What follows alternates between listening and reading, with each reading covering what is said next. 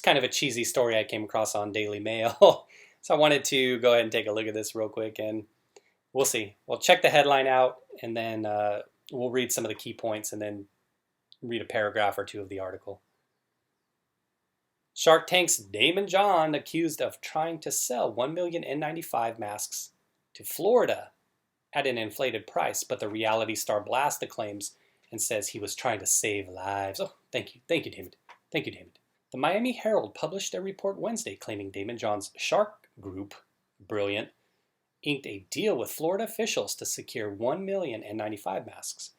The deal was allegedly worth $7 million, meaning that each of the masks would cost Florida taxpayers $7 million, meaning that each of the masks would cost more than 3 times the average sales price.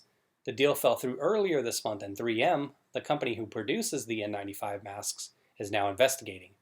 John has hit back at the Miami Herald, saying he did not set the sale price and was working with the Florida government to save lives. All right, so we read the first 3 mini paragraphs there. It says here, despite the blowout cost, the director of the Florida Department of Emergency, I'm right here right now, Josh Moskowitz, reportedly agreed to pay the $7 million sum in order to get the masks to the state's healthcare workers.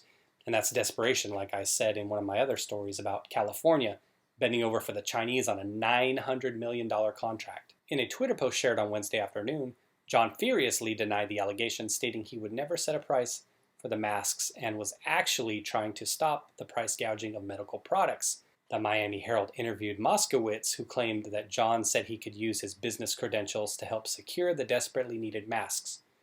This was not somebody off the street. This was Daymond John. He came to me and said, "I've been in the clothing business. I have connections with factories in China," Moskowitz recalled. Rather than entering a purchase deal directly with the maker of N95 masks, American company 3M, the Florida officials signed the $7 million deal with John's The Shark Group on March 25th. The Miami Herald claims it is an example of how, in the frenzied rush to feed the demand for the supplies of the state, and I guess a frenzied shark feeding, officials waived all the contradicting rules and opened an unlimited checkbook to line up middlemen and unconventional vendors. However, the deal fell through before it reached fruition, and 3M is now investigating. Investigating what? 3M is not aware of how the Shark Group would gain access to our respirators, as it is not an authorized distributor of 3M products or one of our channel partners, a spokesperson for the company said Wednesday. So what is happening here is, what's the speculation? China's got their hands in this somehow. That these 3M products, let's assume they're produced in China, all of these ones that Mr. John is going to acquire, that these products are somehow going to fall off the truck, as they say, or walk out the back door and into the hands of Daymond John. Now, if this is the case, it would make you wonder, if he's going to flip these for $7 million, how much would he be getting them for from China? Again, if they fell off the truck, right? What's he going to pay for them? They say $1 million would be the retail price or whatever, but what's he going to pay? 500 grand? 250 grand to some high-level manufacturer, manufacturer within the company, some CCP official that's going to just hand over the masks on a tarmac somewhere, load them up onto one of Daymond's private planes. Interesting. Now, I'm not saying that I necessarily have any knowledge of this or think that that's the case. We scroll down a little bit more so you can read some of that, but yeah, I'm not saying I have any insight or know that that's true, but it's kind of like speculation here. They're saying that he set the price at 7. Moskowitz was. He's saying he never set the price. Who do you believe? I always find it interesting just how sharky these shark individuals are. And I'm not saying they're not good at what they do. They call themselves sharks, but I see these ridiculously odd Barbara Corcoran commercials on. Sometimes they're real estate, and she's got some other things that she's doing right now, and I just can't remember the one off the top of my head. I see it on TV often. I can't remember what it was. I wish I could. But then you see O'Leary. He's always on his YouTube channel. Cuban. And all of these guys, they're out there.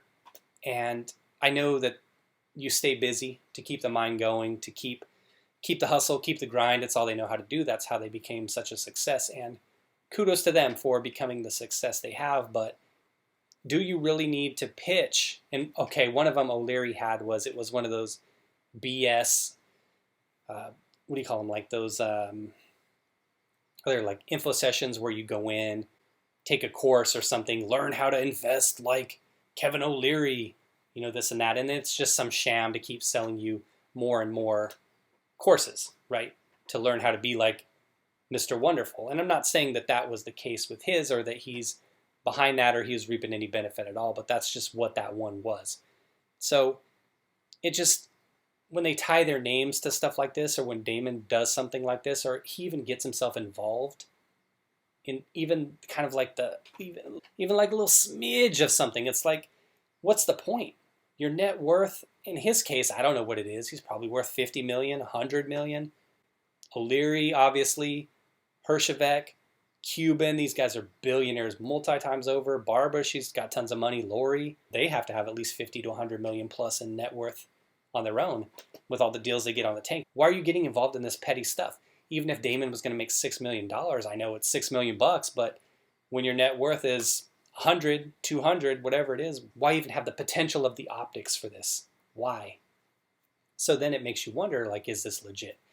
Would he really do something this risky to in any way harm his credibility? Kind of like the goodwill he's built up, the likability due to the tank. So there's a lot of questions here, but we'll see what happens with this. My guess is nothing will happen because the news cycle moves too fast. People are past it already, and the deal wasn't consummated anyway. 3M will investigate. Nothing will happen. There's not going to be some top secret Chinese man they found that was taking masks out of the back box by box and going to give them to Daymond. Anyway, I just don't understand how when you get to a certain point of wealth and you've built up this brand and this kind of goodwill and you're seen as a likable guy, like I think Daymond is, why would you even put your reputation at stake by doing something like this for such a small amount of money relative to his net worth? That's what I think about it, guys. So just wanted to talk about that real quick. Thanks for watching the video, everybody. Take care.